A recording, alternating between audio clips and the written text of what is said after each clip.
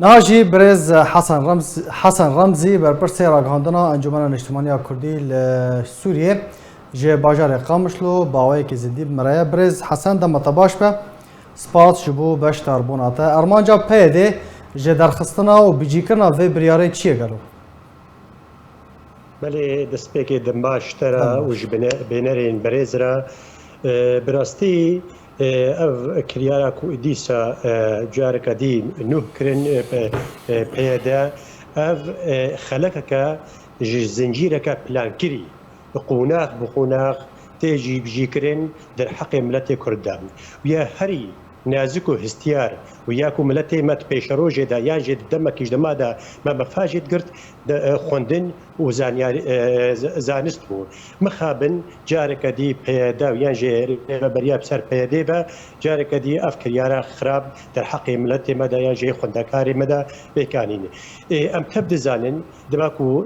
سر دما رجيما سوري تبي كريارين خراب وقال لك بريارين شوت در حق ملتي مدى ملتي كرد حتى بيكارين تفجر سياسي بتعيبتي تفجر رسن شدستيك دا مزران داوينا وحتى نيرو ملتي كرد وجهان هبولاتي كرد وجهادن وزاروكي خو بدر خوندن جبركو مديت تاكري ملتي ما قورتال ببي جبير وشو كودان امتيدا خوندن دهيريكو ملت بقى ما في خيروا بقى استي زانستي بقى بيش فبرنكي ياجي بيش فچونكي هروها روشكا قال لك شارستاني جبرويك يجي ملتي ما دوي سردمي دا سردمي رجيم سوري دا خوهدان انيا خوا زاروكي خوا گنجي خدان خوندن سر اهمی است تبیکو پارزگین کردی یعنی دورین کردستان سوری که زانکو پیمان گهته دنبون تباجیل للپایتخت سوری و دورین دید هذا و زاروک خدان خوندن جبر ام دزانن قورتال کرنا ملت کرد دریا خوندن و زانسته ریم جبر وی کیجی رجع و برياب سر پیاده و دستی خواجار کدی اویتا خوندنی جبرکول تولاتا کسی ندیتیا ریوبریک خواجهی بيجي از خوندنا فرمية ويد دولتي از ناپجرينم اف تولاتا چينبويا كينجي ابنا تيكرم تبينا چيجنا بي لي شمتباتي خستن يوروج ام كاربن بهافدورا ام خباتكي بك امي سروي خالي بسكنن ما مصطفى حسن سروي خالي امي بسكنن راوسن كا دفي چوارا كرن باشا نهات الرجوفاي كورسان دميني دناوا خلقي ده خلق خوندكار هلوستا وان چيه دفي درباره ده چه دبيجن درباره في اف بريارا پيده كو درخستيا بله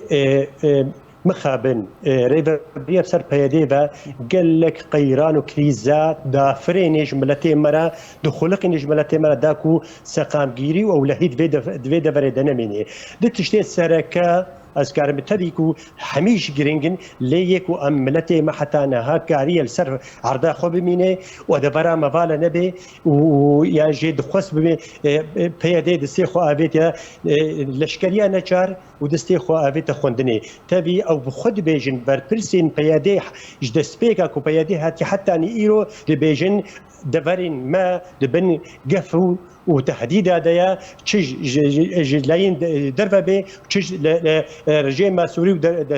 روشكو ايرو امتيرا درباست بن قالوا ودماكو امد روشكي قال لك روشكي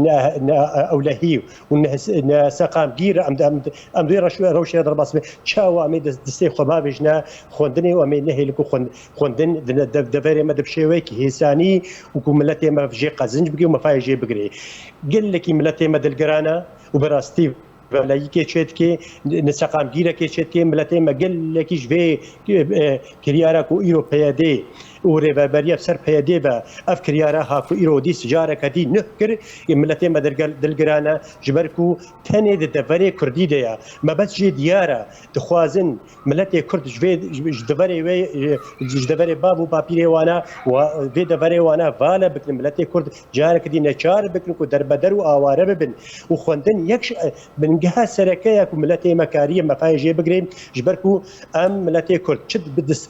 distpêka rejêm Sûrî û taybetî hebûna hatine rejêma bas miletê me dibin hejariyê û nexweşiyê re derbas dibe û dibin gefên ewlehî û siyasî derbas dibe tevî vê najî miletê me karî bû bi seda xort û keçê Kurd bidê xwendin di hemî astê zanistê de û hemî astê xwendinê de û me gelek mefa jê girt ji ber ku miletê Kurd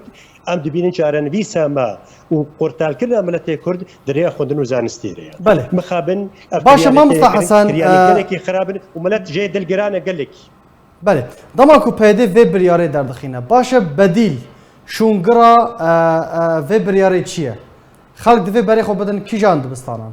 Dibistanên pêdî yên ku heta niha tu danpêdan û tu îtiraf pê nehatiye kirin û xwendekar dema ku derbiçe ji nikare here zanîgeheke Sûrî ji ber ku heta niha ne îtiraf kiriye. Destpêkê xwecehiya ku yan ji ev rêveberiya xwecehiya ku peyedê li ser miletê me sepandî bi devê tilingê milletê Kurdan pêdan pê nedaya. Ji bilî pêk hatên deverê ev yek. Ya diduwa tê dalpêdan heta nî îro rejêma Sûrî tevî danûstanê ve heta nî îro ji rejêma Sûrî qut nebûne rejêma Sûrî dalpêdan pê nedaya. Tê xwestin yek jî em hevdûra tevayî tevgera siyasî Kurdî em kar bikin bi diriya heval û dostê xwe re diriya dewletên zerhêsî ku îro dosyeya Sûrî distê wa de diriya yekwên netewî re em karibin pêşeroja ku dema ku krîza Sûrî werê çareserkirin di destûra Sûrî de dalpêdan bi hebûna miletê Kurd û bi mafî wê re werê kirin yek ji wan e mafê xwendin û çandiye ev ne yek jê ya dî bikim di destpêka gotina xwe de gotî pêwîst e û divê derfetê bidin xwendina fermî ku îro deverên Kurdî tevayî de ji ber ku di hemî dera de derpêdan xwendina fermiya Sûrî hatiye kirin û diyarkiriya di rojhilata navîn de xwendina Sûrî di hemî asta taybetî zankoyên dewleta Sûrî derpêdan pê tê kirin û nerxekî wê baş heye ji me jî tê xwestin em miletê xwe bidine xwendin tiştekî dixwazim ez diyar bikim ya ku ew li ser ragihandê diyar dikin dixwazin zimanê Kurdî têkelî تعلîmê bikin têkelî zanistê bikin mixabin ne ev tiştekî ne rawaye ne rasta kesî negotiye em zimanê xwe Kurdî em naxwînin tevgera siyasî Kurdî pêşeng bû ji bo ku em miletê xwe bi fêrî zimanê Kurdî bikin lê em daxwaz dikin dirêke fermîrek û dalpêdan bi hebûna miletê Kurd bi mafê netewî rawa wî di hundirê wê de mafê çandî xwendinê pê werê kirin Mamosta Hesan dawên pirsyar di destpêkê de di hemî asta de belê di destpêkê de te behsa erk kir te got divê çware kirin baş hûn wa ku ene kesê wa daxuyanî belav kir ji bilî daxuyanî hûnê çi bikin û divê çware kirin belê ji ber ku dema danûstandê me û peyedê û yan jê partiyê bi ser peyedê ve yek ji wan mijarê ku em li ser sekinîn yek ji wana mijara xwendinê bû ji ber ku pizgirêkê gelekî histiyara û îro roj di nav miletê me de ji ber bi seda xortê me û keçê me mane li erdê yan jê berê wa dane sengerê şer yan jê mane ku îro tev bêkarin û bê xwendinin û ev ne jî karekî herî xirab e ku îro bi ser miletê me de tê ji bilî krîzên aborî û ewlehî û neçeqamgîrî û xebata siyasî rewşa siyasî tev de jî devera me de têk çûwa hemî jî ji bin serê kiryarên ku PKK derheqê miletê me de tê kirin dikê me dwa danûstana de me got em ê karekî bikin hewldanê xwe bikin hem diriya dost û hevalê xwe re û bi taybetî dewletên hevpeyman û serê wa de Amerîka ji ber ku ew ne serperiştiya wa danûstana dikir û em karibin diriya UN را وەکو چاوە ئیرۆ لە گەلێک کامپین کوردستانی یک ملت متیده دجین چه کوردستان کوردستان هرم کوردستان به یا جیل ترکا یا جید یکو ایرول بارزگاه ادلبه دریا یو اینیرا خندنك